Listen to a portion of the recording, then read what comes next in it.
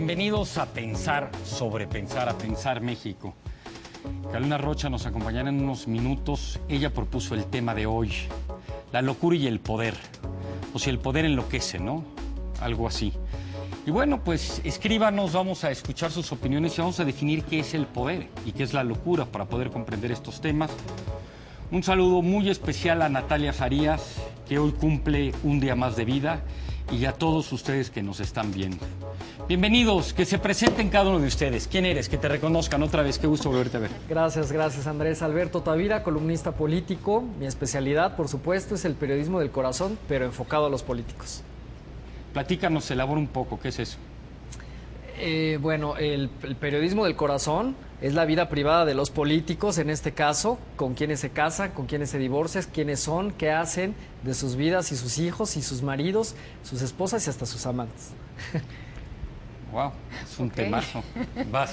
Fanny Sarfati, soy actriz y encantada de estar aquí. ¿En dónde has Gracias. participado, Fanny? Que te reconozca la gente, en qué obras, etcétera. Pues lo último que hice fue una obra que se llamó Sobrevivientes, que hablaba sobre donación de órganos, y anterior a eso hice un monólogo del Balcón de Golda sobre la vida de Golda Meir. Extraordinario, Hablando tuve el de gusto poder.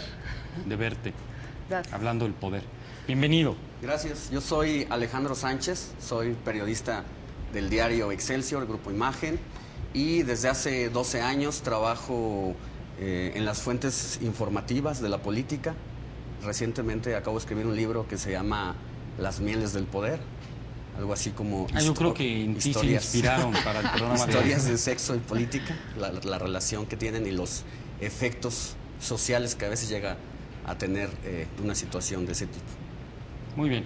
Bienvenida Yo soy otra vez. Alina Cholminsky, soy asesor en finanzas personales y me dedico a analizar y a aconsejar sobre la relación que el dinero juega en todos los aspectos de nuestra vida, no solo en la parte puramente monetaria. Wow. Pues empecemos con esta pregunta. ¿Y sí o no y por qué cada quien 30 segundos?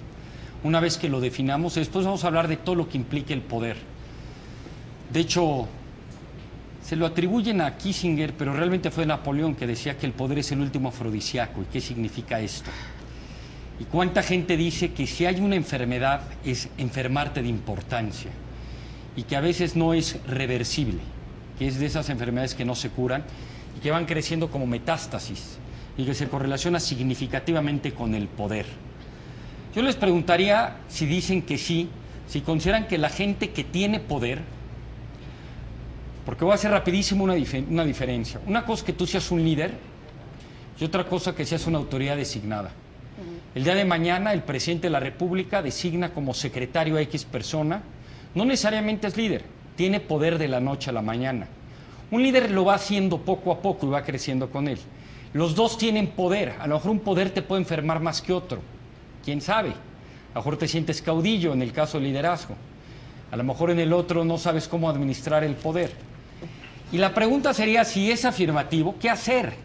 Deberíamos de pedir como condición necesaria más no suficiente que quienes acudan o tengan determinado acceso a puestos de poder, por lo menos públicos, vayan simultáneamente a un tipo de terapia. No sé, pregunta, empieza el debate, éntrele por favor. Pues mira, yo creo que en el fondo todos tenemos nuestras patologías por ahí ocultas o no tan ocultas, y esto no exime ni siquiera a los líderes ni a los funcionarios públicos. Yo creo y considero que, no sé si tanto como una terapia, pero sí tendríamos que estar reconciliándonos con nuestras propias filias y fobias para saber hasta dónde llegamos y hasta dónde podemos expresarlo en nuestro cargo público como funcionario.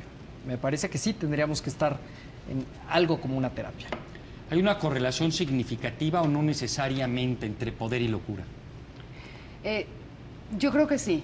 Yo creo que se necesita estar loco para estar en el poder y se necesita poder para poder enloquecer. Es decir, en realidad se conjuntan las dos cosas. Y contestando. ¿Pero cómo a tu defines pregunta, el poder?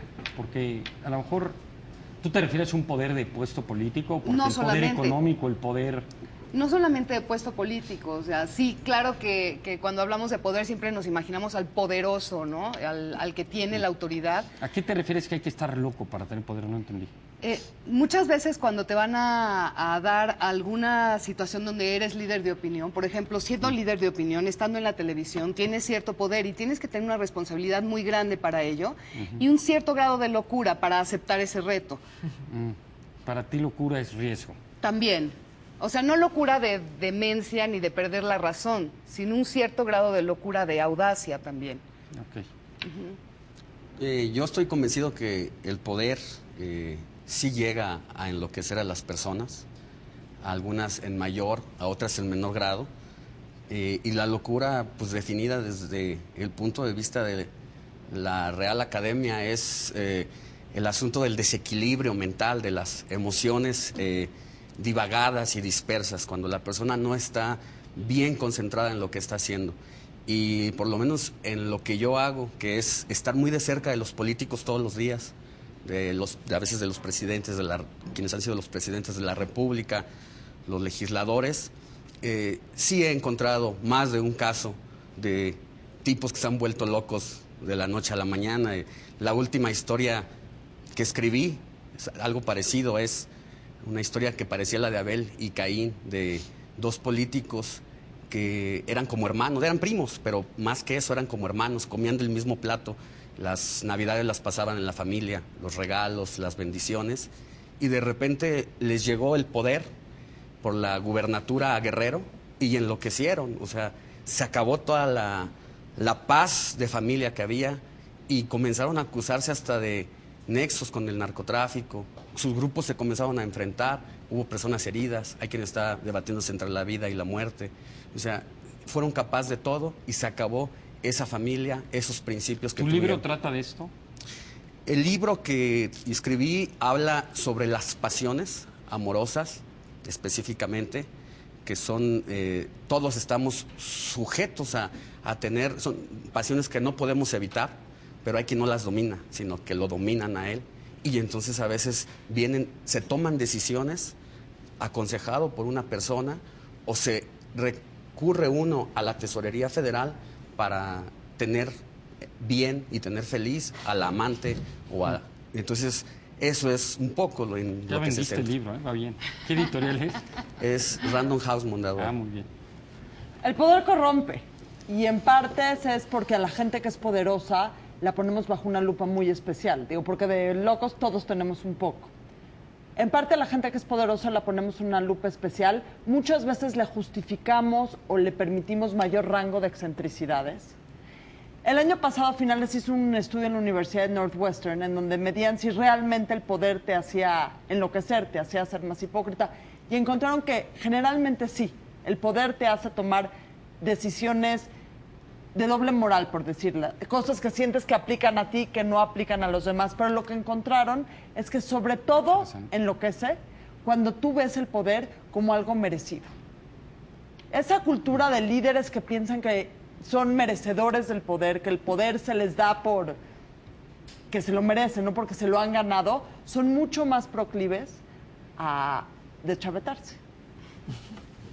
¿Están de acuerdo? Pues sí, totalmente.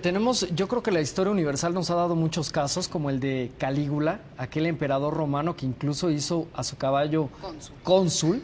O sea, la historia es fantástica en ese sentido, y hay cosas tan excéntricas, pero que también se vuelven muy abominables, como por ejemplo Hitler. También me parece que es otra de las personas que tuvo tanta hambre, sed de poder, que terminó por deschavetarse por completo. Algo que pasa mucho con los líderes empresariales que tienen poder económico es que se han dado cuenta que muchas veces las mismas características que los llevaron a los puestos de poder, ese mismo enfoque, esa misma tesón, esa misma... En el momento que llegan a la cima, es lo mismo que los deschaveta. Esas mismas armas que se requieren en cierta medida para luchar y para tener la fuerza para llegar hasta cierto lado, en el momento que sientes que ya llegaste, se desbordan y generan caos. Ahora, ¿qué es locura? Lo que unas personas consideran locura, a lo mejor otras personas consideran como algo normal. Y realmente, yo creo que la mejor definición de locura es cuando tú haces cosas que sientes que no le darías chance a las otras personas de hacer. Te sientes como que juzgado bajo otros parámetros, otras reglas y otras medidas. Bueno, esa última definición es muy polémica. porque lo que es tu patrón no necesariamente es una locura del otro. Yo sí creo que al final de cuentas el instinto humano busca el poder. Es decir, si vamos a hablar de poder per se, es una parte de la naturaleza humana. Acceder al territorio, acceder al sexo de la preferencia que a ti te interese, el acceder a reproducirte, el acceder a que tus decisiones se tomen en cuenta y sobre todo en términos a lo mejor para algunos el tener memes intelectuales que se reproduzcan y se queden para siempre, o obras de arte que trasciendan o música que sea inmortal. Yo creo que eso es un instinto humano. Yo creo que hay gente que con ese poder, por supuesto, sobre todo los casos que tú pusiste, Hitler o Calígula, etcétera, pues sin duda alguna, a lo mejor ya eran enfermos antes de adquirirlos. No sé qué fue primero, el huevo o la gallina. Pero hay muchas otras personas que utilizan el poder distinto y lo hacen de una manera muy creativa, dentro de sus propias locuras y manías, lo utilizan para servir. Yo no estoy seguro que haya realmente una correlación. De lo que creo estar seguro, y dije creo, porque no tengo ninguna prueba más allá de instintiva, es que el poder es uno de los instintos vitales de la humanidad. La búsqueda y el reconocimiento y el acceso al estatus. Que al final de cuentas eso es parte de la natura humana, pero el chiste es debatir. Esperemos que ya pueda llegar Carolina, porque ella puso este tema, y es el poder de Fíjate poder. que pensando en el tema cuando... No, ya está aquí, por eso lo digo.